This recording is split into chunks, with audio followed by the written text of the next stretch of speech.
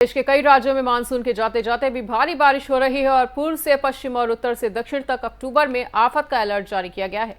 पहाड़ी इलाकों में आज भारी बारिश की चेतावनी जारी की गई है और मैदानी इलाकों में भी तेज बारिश लोगों की मुसीबतें बढ़ा सकती है। उत्तर प्रदेश और उत्तराखंड समेत उत्तर भारत के कई हिस्सों में अगले 2 से 3 दिनों तक झमाझम बारिश होने की संभावना है। वहीं यूपी के कई इलाकों में बुधवार को भारी बारिश हुई है। मौसम विभाग ने कई जगहों पर तेज बारिश का ऑरेंज अलर्ट भी जारी किया है और करीब एक हफ्ते के ब्रेक के बाद अब फिर से 5 अक्टूबर से ही मानसून की वापसी हुई है। देश के कई हिस्सों में दशहरे के मौके पर बारिश हुई और दिल्ली एनसीआर में बुधवार से ही मौसम का मिजाज बदला बदला नजर आया। राष्ट्रीय राजधानी में अगले 4 से 5 दिन तक बादल छाए रहने की संभावना जताई गई है। साथ ही हल्की बारिश होने की भी संभावना है। इससे शहर में वायु गुणवत्ता अच्छी होने की पूरी उम्मीद है और तापमान में गिरावट भी दर्ज की जाएगी। भारत मौसम विभाग के मुताबिक देश की राजधानी और उसके आसपास के इलाकों में 10 से 11 अक्टूबर को भी बारिश होने की संभावना जताई गई है।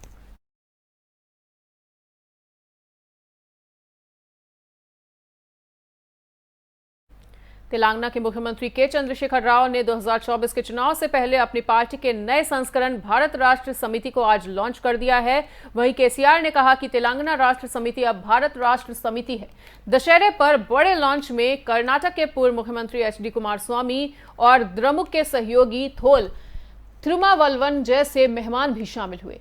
आपको बताना चाहेंगे कि राष्ट्रीय पार्टी के लॉन्च से केसीआर ने यह स्पष्ट कर दिया है कि वो 2024 में बीजेपी और प्रधानमंत्री नरेंद्र मोदी से मुकाबला करने का इरादा रखते हैं।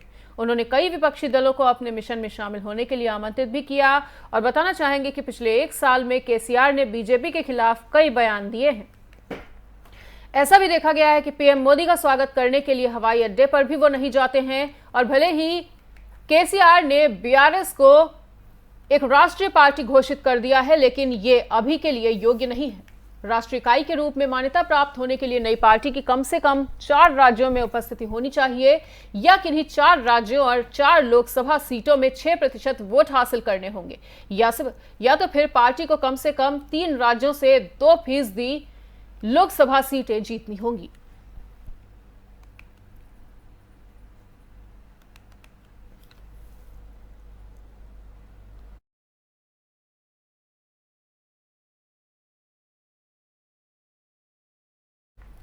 जनसंख्या को लेकर आरएसएस प्रमुख मोहन भागवत ने बयान दिया है और उन्होंने कहा है कि जनसंख्या में प्रमाण का संतुलन जरूरी है। इसलिए ऐसा समग्र विचार करना चाहिए और ये भी हम देखते हैं कि जनसंख्या में प्रमाण का भी संतुलन चाहिए। हम भुगते हैं। जनसंख्या का असंतुलन हुआ तो 50 साल पहले उसके गंभीर परिणामों को हमने भुगता और केवल हमारा ऐसा हुआ ऐसा नहीं। आज की तारीख में पूर्व तिमोर नाम का एक नया देश बना, दक्षिण सूडान नाम का नया देश बना, कोसोवो बना। जनसंख्या में पंथ संप्रदाय के प्रमाण में अंतर आने से नए देश बन गए, देश टूट गए। यह असंतुलन जन्मदर एक भाग है उसका, लेकिन जोर जबरदस्ती या छल कपट से, लालच से मतांतरण, ये सबसे बड़ा फैक्टर है। और जहां सीमा पार से घुसपैठ होती है वहां घुसपैठ से भी ये होता है। उस संतुलन का भी ध्यान रखना देश हित की दृष्टि से अनिवार्य बात है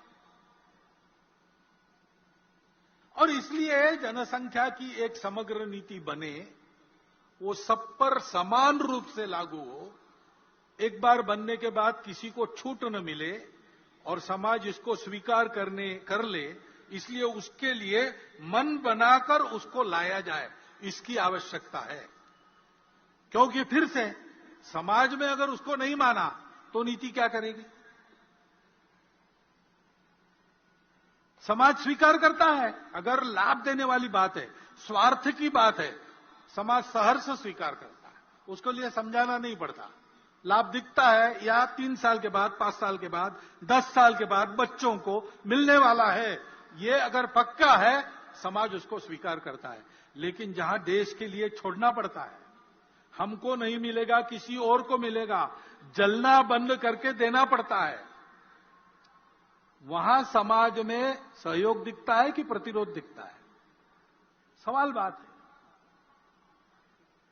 जो ऐसा त्याग करना पड़ता है, जो ऐसी तपस्या करनी पड़ती है, उसको भी समाज स्वीकार करे, इसलिए ऐसा समग्र। सत्यपाल मलिक मेघालय के पूर्व राज्यपाल के पद से रिटायर हो गए हैं और उनके बयानों की वजह से उनके दूसरी पार्टियों में शामिल होने की अटकलें लगाई जा रही थी, जिसे मलिक ने अब खारिज कर दिया है। टेंशन किसी का नहीं होगा, सब हम लोग इसी हफ्ते रिटायर होने थे, लेकिन मुझे जल्दी कर देने पड़ता है, या आज भी हो सकता है। तो मैं तो पहले से इस्तीफा जेल में लिए घूमता था, मुझे फर्क नहीं पड़ता। अब मैं आज़ाद हूँ, मैं लड़ाई में कूद सकता हूँ, जेल जा सकता हूँ, कुछ भी कर सकता हूँ। नहीं, जिस तरीके से ये बात थी कि आप जो है किसानों की आवाज़ ज़्यादा उठा रहे थे, और वो किसानों की बात उठाना जो सरकार के समर्थन में नहीं था, हाँ, वो मुझे सजा देने की कोशिश करेंगे। फकीर हूँ, मेरा कुछ नहीं बिगाड़ सकते, मेरा बिल्कुल नहीं डरता। कुछ नहीं बिगाड़ पाएंगे, कुछ नहीं बिगाड़ पाएंगे। कोई जांच वगैरह ये सब कुछ 100 जांच कर लें और अपनी एक करा दें तो पता चल जाएगा। मैं तो अपनी कराने को तैयार हूँ, ये तैयार हैं क्या कराने?